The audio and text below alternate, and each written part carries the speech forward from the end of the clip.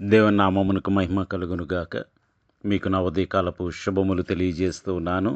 April 9వ తేదీ 2026 సంవత్సరము గురువారము. ఈరోజు వాక్యము, ఆదివారమున తెల్లవారుచుండగా ఆ స్త్రీలు తాము సిద్ధపరిచిన సుగంధ ద్రవ్యములను తీసుకుని సమాధి యొద్దకు వచ్చి, దేవుడి వాక్యము ద్వారా నేడు మనతో మాట్లాడి, మనము గొప్ప విశ్వాసము కలిగిన వారమై ముందుకు సాగే కృప, అన్ని పరిస్థితులలో ప్రభువు ప్రేమపై ఆధారపడి వర్ధిల్లే కృప దేవుడు మనలో ప్రతి ఒక్కరికి దయచేయునుగాక. ఆమేన్. ఈ వచనం చదువుతూ ఉన్నప్పుడు, ఏ స్త్రీలైతే ప్రభువును ప్రేమతో వెంబడించారో, వారి ఆస్తితో ప్రభువుకు ఉపచారము చేశారో, ఆయన గ్రామమునకు వెళ్ళి ప్రజల జీవితాలలో గొప్ప మార్పును తీసుకుని వస్తూ ఉండగా, గొప్ప ప్రేమను కనికరమును చూపిస్తూ ఉండగా, వీరు ఏ విధంగా వెంబడించి ఆయనకు పరిచర్య చేశారో, ఆయన శిష్యులకు పరిచర్య చేశారో మనం గమనించవచ్చు. ఇటువంటి స్త్రీలు ఎంతో విశ్వాసముతో ఆయనను వెంబడిస్తూ ఉంటే, ప్రభువు యూదులకు చేత రోమియులకు అప్పగింపబడి సిలువ వేయబడి అత్యంత క్రూరంగా వారి కళ్ళెదుటే చంపబడ్డాడు. ఆయన రాతితో తెలిచిన సమాధిలో ఆయన ఉంచబడ్డాడు. ఆయన శరీరం ఉంచబడింది. దానికి పెద్ద రాయి అడ్డుగా ఉంచారు. అయితే ఈ స్త్రీలు తెల్లవారుచుండగా దేవుని మీద ప్రేమతో, ప్రభువు మీద ప్రేమతో వారు సిద్ధపరిచిన సుగంధ ద్రవ్యములను తీసుకుని సమాధి యొద్దకు వస్తూ ఉన్నారు.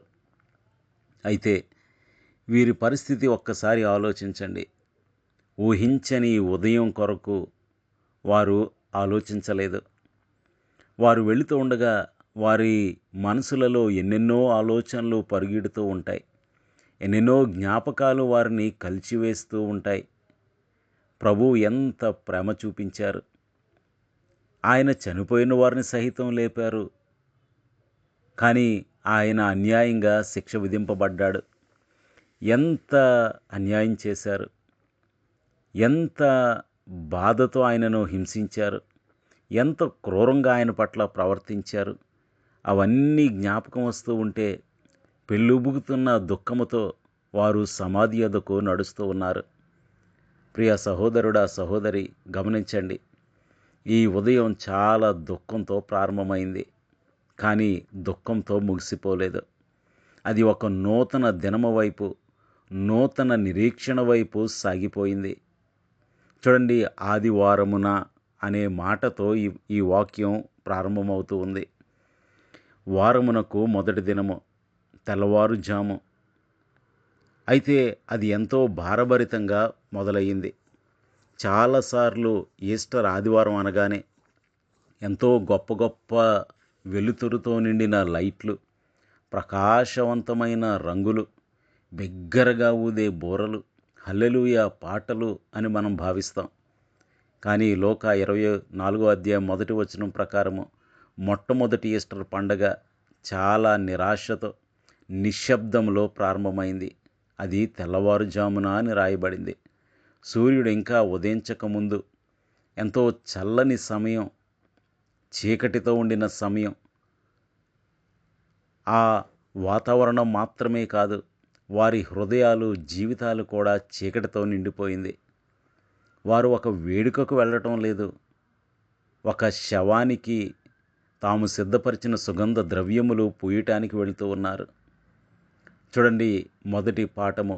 ప్రియా సహోదరుడా, సహోదరి, చాలా చిన్న చిన్న విషయాల్లోనే మన విశ్వసనీయత, విశ్వాసము ఉంటాయి.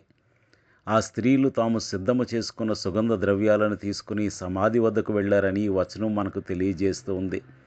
సాధారణమైన చిన్న చిన్న విషయాల్లోనే ప్రభువు మీద మనకున్న ప్రేమ అర్థమవుతూ ఉంది. ఈ స్త్రీలు అనగా మగ్దలేని మరియయు, యోహన్నాయు, యాకోబు తల్లి అయిన మరియయు మరియు ఇతర స్త్రీలు ఏ అద్భుతాన్ని ఆశించలేదు. వారు వెళుతూ ఉండగా కేవలం ఒక శవానికి లేదా ప్రాణము లేని దేహానికి వారు ఆ సుగంధ ద్రవ్యాలు పూయటానికి వెళుతూ ఉన్నారు. చనిపోయిన ఒక స్నేహితునికి, ప్రభువుకు, దుర్గంధభరితమైన శరీరానికి, హృదయ విదారకమైన పని చేయటానికి వారు సిద్ధపడి వెళ్తూ ఉన్నారు. ప్రియ సహోదరుడా, సహోదరి, కొన్నిసార్లు విశ్వాసం అంటే అన్ని విషయాల్లో సమాధానం కలిగి ఉండటం కాదు. అన్ని విషయాల్లో ఆనందం కలిగి ఉండటం కాదు. ఏదో స్పిరిచువల్ హై అన్నట్లుగా, అనగా ఆధ్యాత్మికంగా ఉన్నత స్థితిని అనుభూతి చెందటం కాదు. కొన్నిసార్లు మన నిరీక్షణ ఒక రాయి వెనక పాతిపెట్టబడి ఉన్నప్పటికీ మనం సుగంధ ద్రవ్యాలతో సిద్ధపడాలి. అదే ప్రేమ కార్యం, అదే విశ్వాసము. చూడండి, వారి నిరీక్షణ రాయి వెనక పాతిపెట్టబడింది. వారి నిరీక్షణకు ఎంతో ఆటంకం ఉంది. వారి నిరీక్షణకు మధ్యలో పెద్ద రాయి ఉంది. వారి నిరీక్షణ కోల్పోయిన స్థితిలో కూడా ప్రభువును వెంబడిస్తూ ఉన్నారు. ఇది కదా విశ్వాస జీవితం అంటే. ప్రియ సహోదరుడా, సహోదరి, ఒక్కొక్కసారి నీ జీవితంలో ఇటువంటి పరిస్థితులు ఎదురైనప్పుడు నీవు ఓపికతో, నిరీక్షణతో, విశ్వాసంతో ముందుకు సాగుతూ ఉన్నావా? రెండవదిగా మనం చూసినట్లయితే నూతన సృష్టి యొక్క మొదటి రోజు ఇది. ఇది వారంలోని మొదటి రోజు జరిగిందని లూకా ప్రత్యేకంగా పేర్కొన్నాడు. బైబిల్లో మొదటి రోజు అనేది ఆదికాండం యొక్క ఆరంభాన్ని ప్రతిధ్వనిస్తుంది.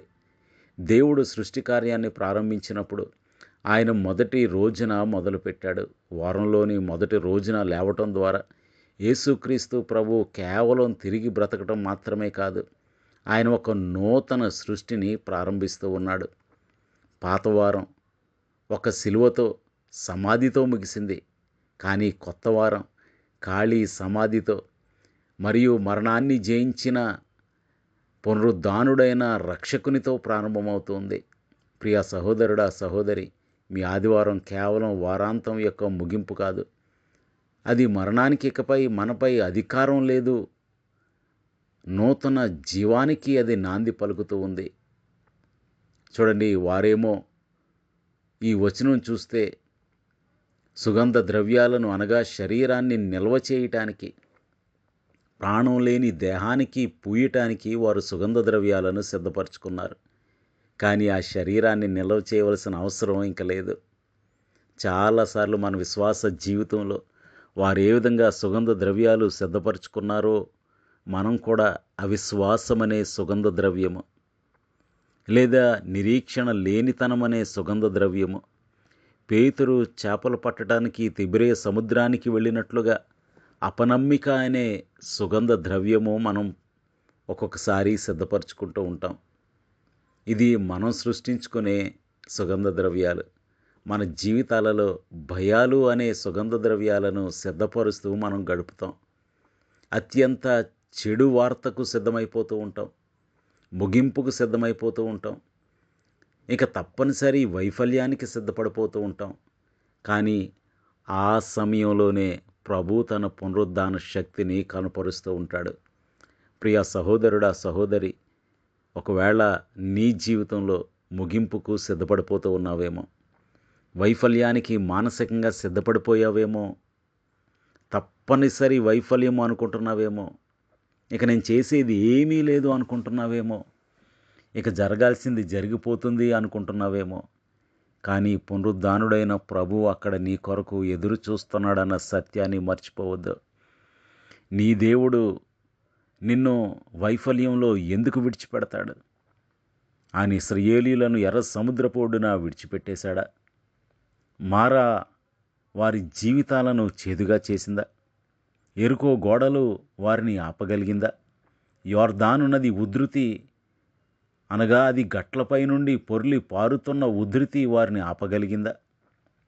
ఎంతో బలాఢ్యులైన అమాలేకీయులు, అనేక మంది అన్య జనులు వారి వాగ్దాన దేశంలో ప్రవేశించకుండా ఆపగలిగారా? ప్రియ సహోదరుడా, సహోదరి, there is no power that can stop the power of God. దేవుని శక్తిని ఆపగలిగే శక్తి ఈ లోకంలో ఏదీ లేదు. ఆయన మార్గము తెరవగా మూయగలవాడెవడు? ఆయన మార్గం మూసివేయగా దానిని పగలగొట్టుకుని లోపలికి ప్రవేశించగలవాడెవడు? నీ జీవితంలో, నీ జీవితము ప్రభు యొక్క స్వాధీనంలో ఉంది. God is with you. అక్కడ వైఫల్యం లేదు, నీ కొరకు ప్రభు ఉన్నాడు. అక్కడ శవము లేదు, మరణాన్ని జయించిన ప్రభు ఉన్నాడు. అక్కడ రాయి ఇక అడ్డుగా లేదు, అది ఎప్పుడో తొలగింపబడింది. విశ్వాసముతో ముందడుగు వేయటమే మన జీవితంలో మనం చేయాల్సిన కర్తవ్యం. చూడండి, వారేమో సుగంధ ద్రవ్యాలు తీసుకుని వస్తూ ఆ రాయి మన కొరకు ఎవరు పక్కకు తొలగిస్తారు అనుకున్నారు. కానీ ఆ రాయి అప్పటికే తొలగించబడింది. ప్రియ సహోదరుడా, సహోదరి, విశ్వాసంతో ముందడుగు వేస్తే రాయి తొలగించువాడు ఆయనే. విశ్వాసముతో మోషే నడిచాడు, ఎర్ర సముద్రము పాయలు చేసిన వాడు ఆయనే. విశ్వాసముతో మోషే నడిపించాడు, మారాను మధురంగా మార్చింది ఆయనే. విశ్వాసముతో దానియేలు సింహాల బోన్లోనికి వెళ్ళాడు, సింహాల నోర్లు మోయించింది ఆయనే. విశ్వాసముతో ఏలా లోయలనికి ముందడుగు వేశాడు దావీదు. దావీదు ముందు నుంచి నొసట మీద కొడితే వాడు బోర్ల పడ్డాడు. అంటే వాని వెనక ఉన్నది ప్రభు. దావీదు కొట్టిన దెబ్బ కంటే ప్రభువు కొట్టిన దెబ్బ బహుబలమైనది గనక వాడు వెనకకు పడలేదు, బోర్ల పడ్డాడు. ప్రియ సహోదరుడా, సహోదరి, ఒకవేళ ఓటమికి సిద్ధపడ్డావేమో, ఇక అయిపోతుంది నేనేం చేయలేననుకుంటున్నావేమో, నిరాశతో నిండిపోయావేమో, విశ్వాసంతో ముందడుగు వేయి. నీ జీవితంలో ఉన్న రాళ్లను, ఆటంకములను తొలగించువాడు ఆయనే. చూడండి, ఈ వచనంలో ఏమని రాస్తూ ఉన్నారంటే ఆ తర్వాత మాటల్లో ఆయన అక్కడ లేడు. ప్రియ సహోదరుడా, సహోదరి, ఒకవేళ ఇంకా సమాధులను వెతుకుతూ ఉన్నావేమో, నిరాశలో ఉంటూ ఉన్నావేమో, నిస్పృహలతో నింపబడిపోతూ ఉన్నావేమో, ఇంక నా వల్ల ఏమీ కాదు అనుకుంటున్నావేమో, ఆ రాయి ఎలా తొలుగుతుంది అనుకుంటున్నావేమో, అపనమ్మికనే సుగంధ ద్రవ్యాలను సిద్ధపరచుకుంటున్నావేమో, వద్దు వద్దు. ప్రభు లేని చోట ఆయనను వెతకొద్దు. ఆయన సజీవుడైపోయాడు. ఆయన మరణమును జయించినవాడు. ఎందుకో తెలుసా? మరణమునకు నీ మీద అధికారం ఉండకూడదని ఆయన మరణం చెందాడు. మరి ఇంత ప్రేమను చూపిన ప్రభు నీకు మేలు చేయకుండా ఎలా ఉంటాడు? ప్రార్థన చేసుకుందాం. సర్వోన్నతుడును సర్వశక్తివంతుడు అయిన మా ప్రియ పరలోకపు తండ్రి, జీవము గల దేవ, చాలాసార్లు ప్రభువా మా జీవితాలలో జరుగుతున్న సంఘటనలను బట్టి, ఇబ్బందులను బట్టి, శ్రమలను బట్టి, కష్టాలు, కన్నీళ్లు, అనారోగ్యాలు, అప్పులను బట్టి ప్రభువా మేము భారభరితమైన హృదయాలతో, శోకతప్తమైన మనసులతో మా జీవితంలో మేము సమీపించినప్పటికీ ప్రభువా నీవు మమ్మలను ఖాళీ సమాధిలో కలుసుకుంటావు. నీవు మమ్మలను విడిచిపెట్టే దేవుడవు కాదు, రాళ్లను తొలగించే దేవుడవు నీవు. వారైతే శవమును గూర్చి ఆలోచిస్తూ ఊహిస్తూ ముందడుగు వేశారు. కానీ జీవము నిండిన దేహముతో, మరణమును జయించిన దేహముతో నీవు వారికి ఎదురయ్యావు. ప్రభువా, నీవు జీవిస్తున్నావు కాబట్టి మేము రేపటిని ధైర్యంతో ఎదుర్కోగలమని తెలిసి ప్రభువా విశ్వాసపుతో, ధైర్యముతో, నిరీక్షణతో, పునరుద్ధానుడైన నీ పునరుద్ధాన శక్తితో నింపబడి మా జీవితంలో ముందుకు సాగే కృప మాలో ప్రతి ఒక్కరికి దయచేయమని, నీ కృపతో మాకు సహాయము చేయమని, నీ నూతన వెలుగుతో మమ్మల్ని నింపి నడిపించమని యేసునామములో స్తుతించి వినయముగా వేడుకొనుచున్నాము తండ్రి. ఆమేన్. మీ అందరికీ నా వందనములు. ప్రభు పరిచర్యలో మీ సహోదరుడు దిలీప్ బాబు.